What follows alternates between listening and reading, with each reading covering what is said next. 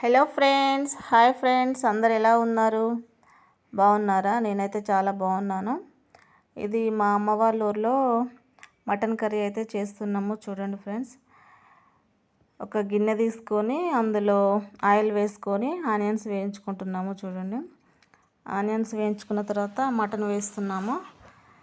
మా అమ్మ అయితే మటన్ వేస్తున్నారు. మటన్ వేసుకొని బాగా కలుపుకోవాలి. ఇది లివర్ ఉందైతే లివర్ కూడా అందులోనే మటన్లో వేస్తున్నాము. మటన్లో వేసి బాగా ఉడికించుకుంటున్నాము. నేనైతే కలుపుతున్నాను. చూడండి ఫ్రెండ్స్, ఇక్కడ బాగా ఉడికించుకోవాలి ఫ్రెండ్స్. మటన్ అయితే చాలా టైం పడుతుంది మటన్ ఉడకడానికి.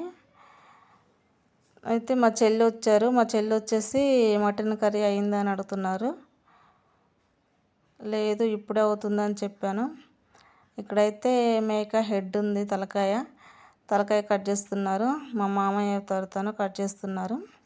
ఇది కూడా రెసిపీ తర్వాత పెడతాను ఫ్రెండ్స్. కర్రీ చేసాము అది కూడా. ఇక్కడైతే మటన్లో పసుపు అయితే వేసుకుంటున్నాము. పసుపు వేసుకొని కలుపుకోవాలి బాగా. పసుపు వేసి బాగా కలుపుకోవాలి ఫ్రెండ్స్.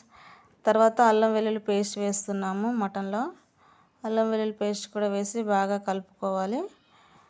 బాగా ఉడికించుకోవాలి ఫ్రెండ్స్. ఉడికించుకున్న తర్వాత కారం వేస్తున్నాము.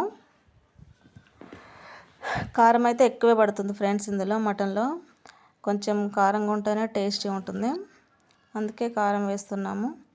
కారం వేసి బాగా మగ్గించుకోవాలి. కారం వేసి బాగా మగ్గించుకోవాలి ఫ్రెండ్స్. తర్వాత టమాటో వేస్తున్నాము. ముందుగానే కారం వేసాము, ఎందుకంటే మటన్ పడుతుందని. తర్వాత టమాటో వేస్తున్నాము. టమాటా కూడా వేసి బాగా మగ్గించుకొని కొంచెం నీళ్ళైతే పోసుకోవాలి. నీళ్ళు పోసుకొని బాగా మరిగించాలి.